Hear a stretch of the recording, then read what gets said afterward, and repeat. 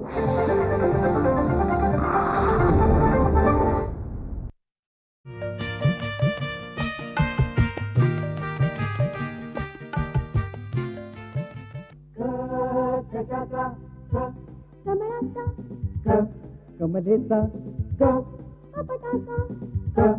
कलहाचा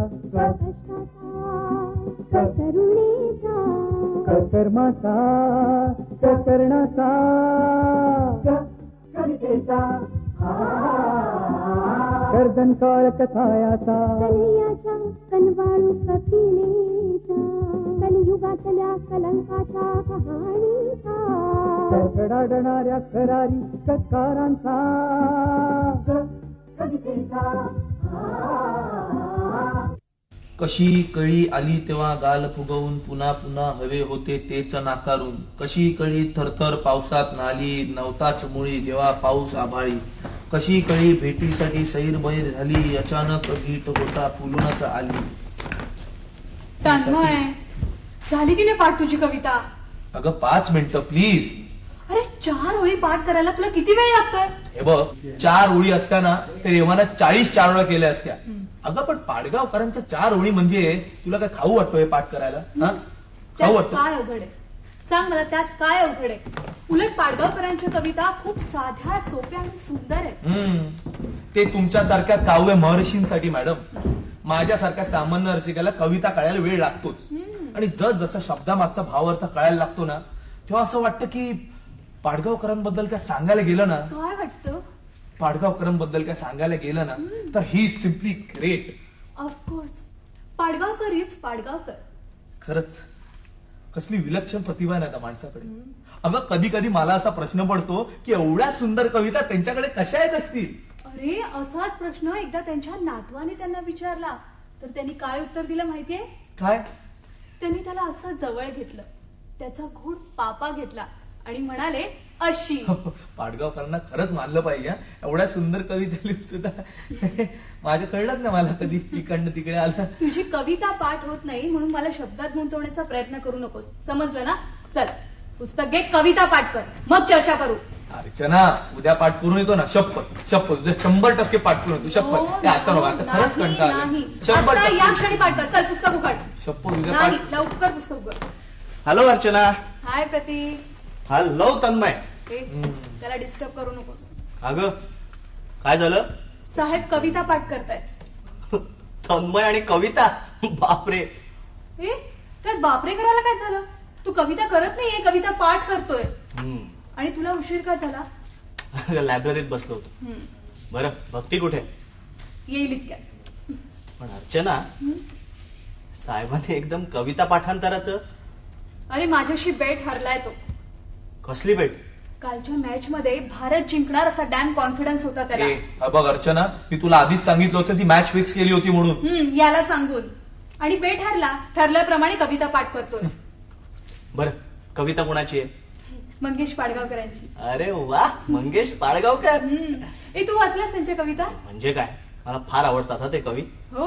म्हणजे मग सांग मला त्यांचा पहिला कविता संग्रह कोणता? त्यांचा पहिला कविता नृत्य. सांग सांग. धारा नृत्य. बरोबर. बघितलंस प्रतीकला किती माहितीये आणि तुला सध्या 4 ओळी पाठ करता येत नाहीत. हे बघ ही आपली बस की बात नाहीये यार. अरे ते काम तुमच्यासारख्या काव्य महर्षींचं आहे. हा हा हा हा काय चेहरा काय फुललाय बघ. बघ बघ. थँक्यू. मला चुकून का होईना पण काव्य महर्षी ही पदवी दिल्याबद्दल मी आपली आभारी आहे. बसलं. तन्मय तू ते पुस्तक ठेव. हा? उद्या पाठ केलीस ना तरी चालेल. ए टांग टिंग टिंगाक टांग टिंग टिंगाक टांग टिंग टिंगाक टिंग. ठीक आहे बस. प्रिय मित्रांनो, मला कवितेचं लहानपणापासूनच विलक्षण प्रेम. अरे आमच्या घराण्यालाच कवितेचा प्रचंड मोठा वारसा आहे. माझे आजोबा नानासाहेब वेंगुर्लेकर ते स्वतः एक कवी होते. अरे आमच्या घराण्याला काय प्रचंड वारसा रे. बालकवी ठोंबरे, कुसुमाग्रज, बोरकर हे माझ्या आजोबांचे मित्र. हो. आता ह्या सगळ्यांचा प्रभाव माझ्या आजोबांच्या कवितांवर होता आणि वंश परंपरेने तो माझ्या कवितांवर पण आलाय. तुम्हाला माहितीये पाडगावकरांच्या सुरुवातीच्या कवितांवर बोरकर आणि कुसुमाग्रजांचा जसा प्रभाव होता ना तसाच माझ्या सुरुवातीच्या कवितांवर बोरकर, कुसुमाग्रज आणि पाडगावकर असा तिहेरी प्रभाव होता. खरंय. आता अगदी स्पष्टच बोलायचं झालं ना तर पाडगावकरांच्या आणि माझ्या कवितांवर एकाच मातीतले संस्कार आहेत. एकाच मातीतल्या म्हणजे? मूर्खा, पाडगावकरांचा जन्म कुठे झाला? वेंगुर्ल्यात. बरोबर. आणि माझा जन्म कुठे झाला? वेंगुर्ल्यात. बरोबर. म्हणजे आम्हा दोन महान व्यक्तींचा जन्म कुठे झाला? कुठे झाला? वेंगुर्ल्यात. एक मिनिट. आदरणीय अर्चना मॅडम, तुमच्या वयामध्ये आणि पाडगावकरांच्या वयामध्ये तब्बल 50 वर्षांचं अंतर आहे. असू दे ना, पण प्रतिभा ती प्रतिभाच. आता ते प्रतिभावंत म्हणून तू ही प्रतिभावंत. बरोबर. पण for your kindest information Archana, माझा जन्म सुद्धा वेंगुर्ल्याचाच, पण मला कवितेतला क सुद्धा कळत नाही. हो. अरे पण हा ज्याच्या त्याच्या बुद्धीचा प्रश्न आहे. हा, हे बघ, त्याला तू माझ्या बुद्धीवर काय बोलते ना? हा, मी प्रत्येक वेळी बघतो माझ्यावर बोलत असतेस काहीतरी. मी दररोज ऐकून घेणार नाही. अरे पण तुझी बुद्धी. आपण एक पाडगावकरांची छानशी कविता ऐकूया. मी ऐकू माझी कविता? चल मी निघतो. हे तन्मय बस. बघितलंस, मी आहे ना, तू म्हण. ऐका हा. दिवस तुझे हे फुलायचे झोपाय. तुझी आहे? पाडगावकरांची. दिवस तुझे हे फुलायचे दुपाऱ्या वाचून फुलायचे. दिवस तुझे फुलायचे स्वप्नात घुंगत जाणे वाटेत भेटते गाणे. स्वप्नात घुंगत जाणे वाटेत भेटते गाणे. गाण्यात हृदय झुरायचे गाण्यात हृदय झुरायचे. झोपाळ्या वाचून झुलायचे झोपाळ्या वाचून झुलायचे.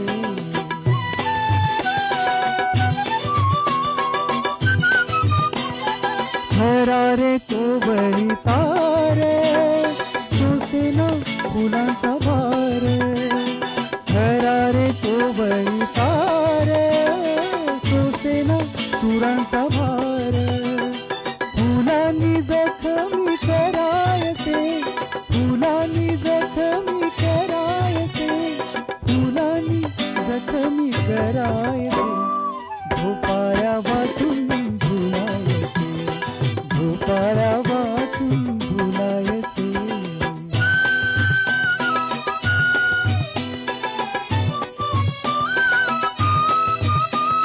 माझ्या या घराच्या पाशी थांब तू गडे जराशी. माझ्या या घराच्या पाशी थांब तू गडे जराशी. पापण्या मिटून भुलायचे पापण्या मिटून भुलायचे. झोपाळ्या वाचून झुलायचे झोपाळ्या वाचून झुलायचे. दिवस तुझे फुलायचे दिवस तुझे फुलायचे झोपाळ्या वाचून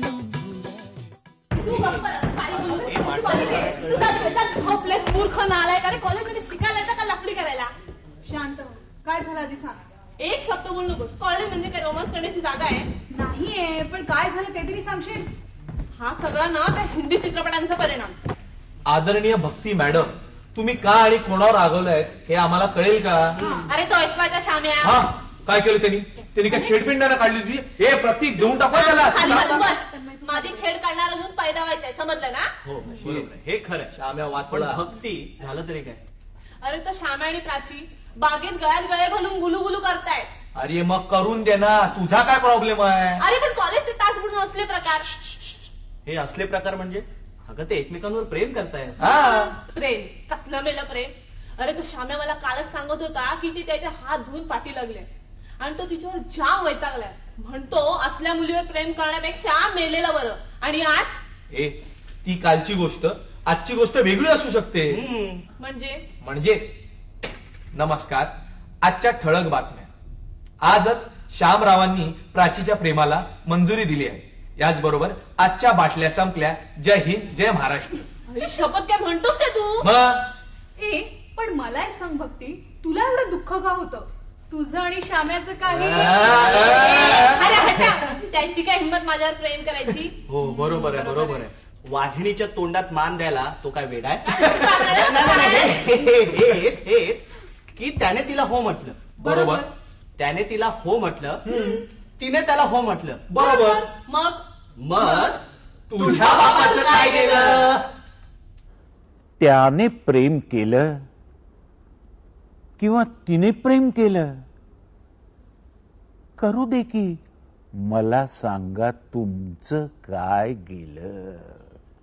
कधी कधी असं होतं, बसमधून मी माझ्या बायकोसोबत कुठेतरी जात असतो. 2 बाका सोडून पुढे कोणतरी तरुण तरुणी असे गुलगुल करीत बसलेले असतात. माझ्या बायकोला राग येतो. ती म्हणते, यांना काही घरबीर नाही की काय? मी तिला मनातल्या मनात माझ्या बायकोला ठणकावून सांगतो की मला चान्स दिलास तर मी ते हेच करीन. त्याने प्रेम केलं किंवा तिने प्रेम केलं, करू दे की, मला सांगा तुमचं काय गेलं. तो तिला एकांतात बागेमध्ये भेटला. तो तिला एकांतात बागेमध्ये भेटला आणि नको तितक्या जवळ जाऊन अंगाशी खेटला. लाल लाल गुलाबाचं फूल होऊन पेटला. अहो भेटला तर भेटू दे की, पेटला तर पेटू दे की. तुमचं डोकं कशासाठी इतकं गरम झालं? त्याने प्रेम केलं किंवा तिने प्रेम केलं, करू दे की, मला सांगा तुमचं काय गेलं. एकदा ती त्याच्यासाठी वेडी पिशी झाली. एकदा ती त्याच्यासाठी वेडी पिशी झाली आणि पाऊस होता तरी भिजत त्याच्या घरी गेली. घरात तेव्हा कोणीच नव्हतं म्हणून त्यांचं फावलं आणि त्याने तिला जवळ घेऊन चक्क दार लावलं. अहो लावलं तर लावू दे की, फावलं तर फावू दे की. तुमच्या माझ्या पूर्वजांनी वेगळं काय केलं? त्याने प्रेम केलं किंवा तिने प्रेम केलं, करू दे की, मला सांगा तुमचं काय गेलं.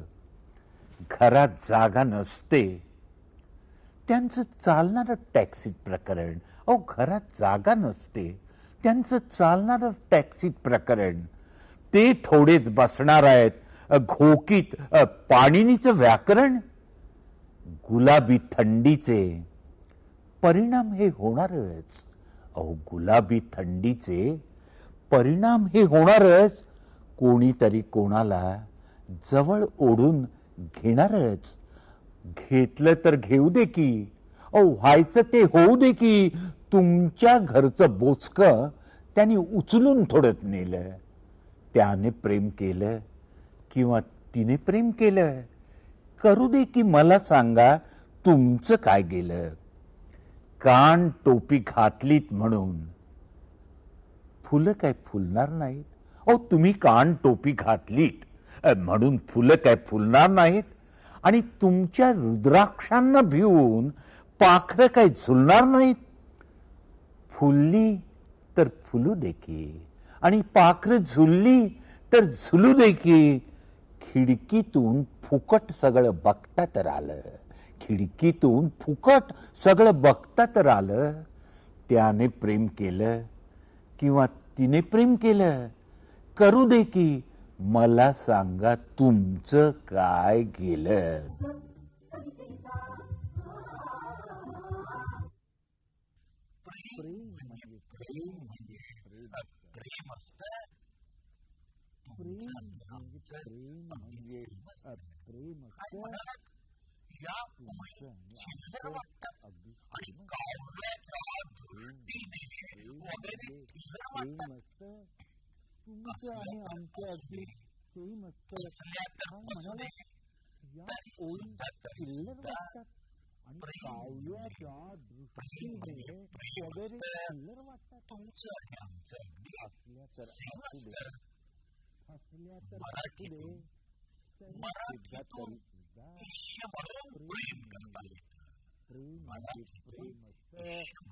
प्रेम करता येतं आणि उर्दूमध्ये इश्क म्हणून प्रेम करता येतं. व्याकरणात चुकला तरी प्रेम करता येतं आणि कॉन्व्हेंटमध्ये शिकला तरी प्रेम आणि उर्दूमध्ये कारण लव हे त्याच दुसरं नेम असतं.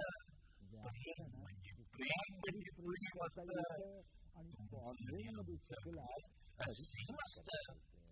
कारण 16 वर्ष सरली की अंगात फुलं फुलू लागतात आणि जागेपणी स्वप्नांचे झोपाने आठवतं तुमची माझी 16 जेव्हा सरली होती त्यापूर्वीची गोष्ट आठवतं ना. तुमची माझी 16 जेव्हा सरली होती होडी सगळी पाण्याने भरली होती आणि पण ते वय होतं तरी सुद्धा लाटावर बेभान होऊन नाचलो होतो आणि होडी सकट बुडलो असतो तरी सुद्धा चाललं असतं कारण प्रेमाने काढलं. तुम्हाला हे कळलं होतं आणि मला सुद्धा कळलं होतं कारण प्रेम म्हणजे प्रेम असतं. तुमचं आणि आमचं सेम असतं. प्रेम बिन खोट असतं कारण प्रेमाने माणसं भेटतात. प्रेम म्हणजे मला सुद्धा कळलं मानणारी माणसं भेटतात. असाच एक जण चक्क मला म्हणाला आम्ही कधी बायकोला फिरायला नेलं नाही. आम्ही कधी बायकोला फिरायला नेलं नाही. 5 मुलं झाली तरी प्रेम बिन कधी सुद्धा केलं नाही. आमचं काही घडलं का? प्रेमाशिवाय घडलं का? असाच एक जण त्याला वाटलं मला म्हणाला. त्याला वाटलं मला म्हणाला तेव्हा आम्ही कधी बायकोला फिरायला. प्रेम म्हणजे प्रेम असतं. तुमचं आणि आमचं मात्र सेम नसतं. तिची सोबत पावसात कधी भिजलं असायला जोडीने. तिच्या सोबत पावसात कधी भिजलं असायला जोडीने. एक चॉकलेट कधी खाल्लं असाल होडीने. तिच्या सोबत भर दुपारी उन्हात कधी तासन तास फिरला असाल आणि झंकारलेल्या सर्वस्वाने तिच्या खुशीची शिरला असाल. प्रेम कधी रुसणं असतं डोळ्यांनीच हसणं असतं. प्रेम कधी रुसणं असतं डोळ्यांनीच हसणं असतं. प्रेम कधी भांडतं सुद्धा आणि झंकारलेल्या सर्वस्वाने ओळींची चिठी सुद्धा प्रेम असतं. प्रेम कधी रुसणं असतं चिठी सुद्धा प्रेम असतं आणि घट्ट घट्ट मिठी सुद्धा प्रेम असतं. प्रेम कधी भांडतं सुद्धा प्रेम असतं. तुमचं आणि आमचं दोन ओळींची चिठी सुद्धा प्रेम असतं. दोन ओळींची चिठी सुद्धा प्रेम असतं आणि घट्ट घट्ट मिठी सुद्धा प्रेम असतं. प्रेम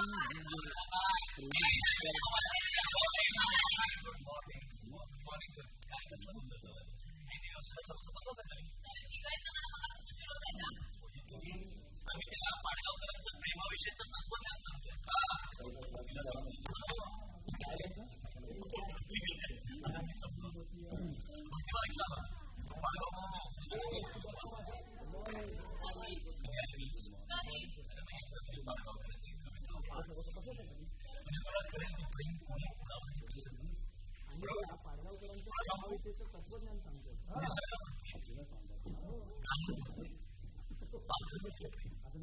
एवढंच नव्हे तर तुम्हाला माणसाची आत्माची झोप नाही का त्याच्यामध्ये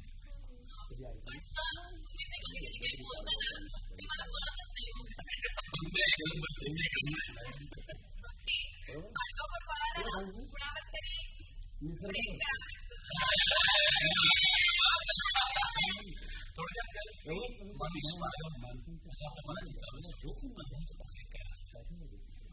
त्यांच्या भावगीतांमधून पासंती निसर्ग काव्यामधून पासंती थोडक्यात कसा केवळ आपल्या कवितेमध्ये स्वतःचा भाव व्यक्त करणारा हा महान प्रेम सरी आहे.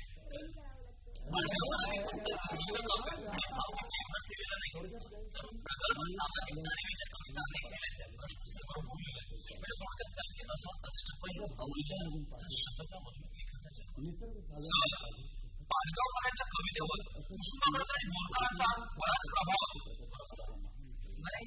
म्हणजे मगाशी तिने असं मला सांगितलं एवढे विचार कधी झाला काय कधी होतं की सुरुवातीला म्हणजे त्यांचा जोपर्यंत मी असं ऐकलंय की सुरुवातीच्या काळात पाडगावकर पाडगावकरांच्या पर्यंत उभ्या करायचं. कुसुमाग्रज आणि बोरकरांचा बराच प्रभाव सापडला विषय नाही सापडला विषय कुठलीही कविता पूर्ण झाल्यानंतर पाणी लक्ष असत नाही.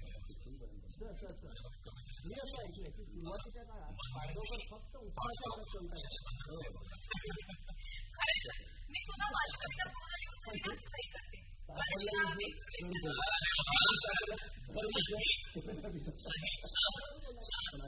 पाडगावकरांचा चोरी हा काव्यसंग्रह सहीच आहे. पण त्याच्यापेक्षा आणखी एक सही आहे ना त्याच्या अगोदरचा जिप्सी नावाचा काव्यसंग्रह तो पण सही आणि सर या जिप्सीमुळेच ते खऱ्या अर्थाने गावात मला ते 9 वर्षापासून कविता लिहायचे खरं ते होते. कारण त्यांचा पहिला कविता संग्रह नाट्य प्रकाशित झाला ना तेव्हा त्याचं वय किती असेल माहितीये? किती? फार तर 20-21 वर्ष. कारण त्यांचा पहिला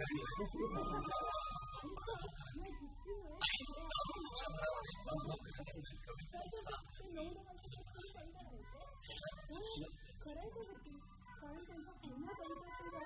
नृत्य प्रकाशित झाला ना तेव्हा त्यांचं वय किती असेल माहितीये?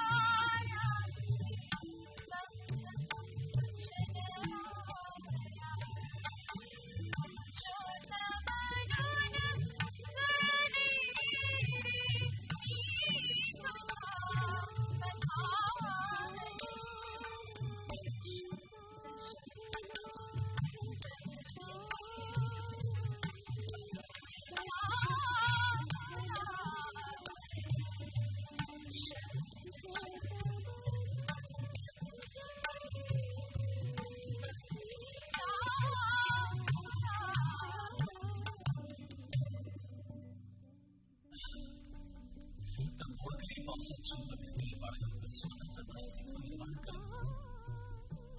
जिप्सी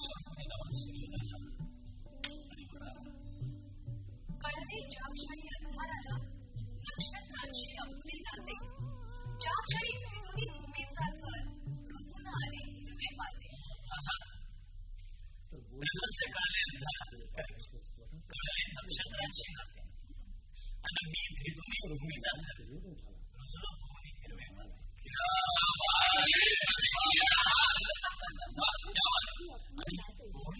आणि कोणी हिरवी पाते जेव्हा तुझी आणि माझी रहस्य कळले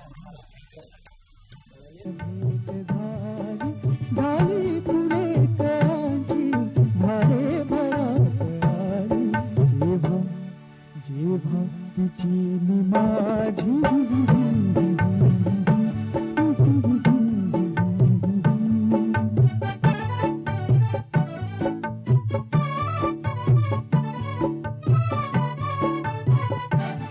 दुरातला दिव्यांचे मणिहार मांडलेले दुरातला दिव्यांचे मणिहार मांडलेले पाण्यात चांदण्याचे आभार सांडले